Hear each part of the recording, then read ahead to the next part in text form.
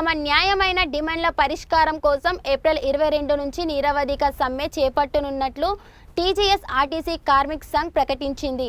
Mahalakshmi free bus scheme, బకాయిల చెల్లింపు, వేతన సవరణ అమలు మరియు ఖాళీల వంటి అంశాలపై ప్రభుత్వం ఏడాది కాలంగా స్పందించకపోవడంతో ఈ నిర్ణయం తీసుకున్నట్లు యూనియన్ వెల్లడించాయి. పెరిగిన పనిభారం మరియు పెండింగ్లో ఉన్న రిటైర్డ్ ఉద్యోగుల సెటిల్మెంట్లపై కార్మికులు తీవ్ర అసంతృప్తితో ఉన్నారు. ప్రభుత్వం తక్షణమే చర్చలు ప్రారంభించి సమస్యలను పరిష్కరించకపోతే రాష్ట్ర వ్యాప్త రవాణా వ్యవస్థ నిలిచిపోతుందని హెచ్చరించారు. ప్రజలకు ఇబ్బందులు కలగకుండా ప్రభుత్వం తక్షణమే జోక్యం చేసుకోవాలని కార్మిక సంఘ్ విజ్ఞప్తి చేసింది. కాబట్టి ఈ సమ్మెకు మేము మద్దతు ఇస్తున్నాం. ఎందుకంటే మద్దతు ఇవ్వకపోతే కనుక ఇంకా ఈ అధికారుల వేధింపులు ఎక్కువయ్యే ఛాన్సెస్ ఉన్నాయి. సో కార్మికులు ఇంకా కుంగిపోయి కుషించిపోయేటట్టు ఉన్నారు. కాబట్టి కంపల్సరీ మద్దతు ఇస్తున్నాం మేము. ఇప్పుడు ఎలక్ట్రికల్ బస్సులు అనేటివి దేశవ్యాప్తంగా ప్రవేశపెడుతున్నారు. దాంతోపాటు మన తెలంగాణలో కూడా ప్రవేశపెట్టారు. అయితే మేమేం డిమాండ్ చేస్తున్నామంటే ఈ ఎలక్ట్రికల్ బస్సులు ఏవైతే ఉన్నాయో ప్రైవేటు సంస్థలకు ఇవ్వకుండా ఆర్టీసీయే కొనుగోలు చేసేటట్టు వెసులుబాటు కల్పిస్తే ఆర్టీసీని ఆదుకున్న వారు అవుతారు. ఆర్టీసీ 4 కాలాలు ఉంటుంది. ఎందుకంటే ప్రైవేటైజేషన్ అయినప్పుడు వాళ్ళు ఇష్టారాజ్యం అయిపోతుంది. కాబట్టి కూడా గతంలో రిప్రజెంటేషన్ చేసినాం గవర్నమెంట్కి. ఏదైతే ఎలక్ట్రికల్ బస్సులు ఉన్నాయో గవర్నమెంటే కొనేట్టు. అంటే మహాలక్ష్మి స్కీమ్ అనేది చాలా ప్రతిష్టాత్మకంగా వాళ్ళు ప్రవేశపెట్టారు. అంతే ప్రతిష్టాత్మకంగా మా ఎంప్లాయీస్ కూడా తీసుకొని దాన్ని రన్ చేస్తూ ఉన్నారు. దానికి ఏంటంటే మాకు మంత్లీ 300 కోట్లు రావాలి.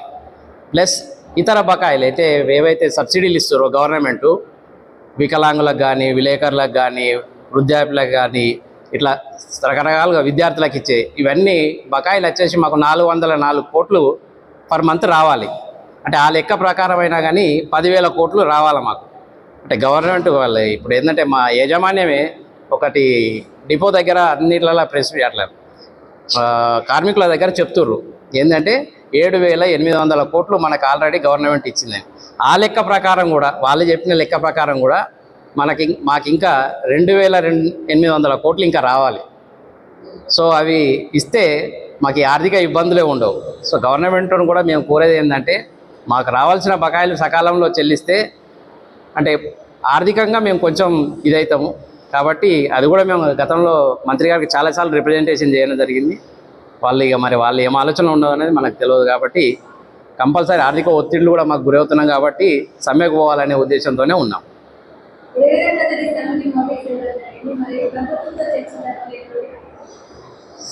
గతంలో జేఏసీ ఒకటి ఫామ్ అయిందండి.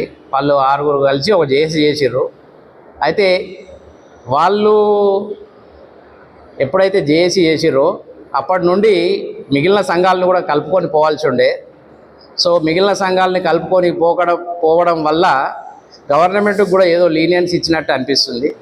కాబట్టి ఇప్పుడు ఈ సమయంలో అందరు కలిసిపోతారనేది గవర్నమెంట్కి అర్థమవుతలేదు.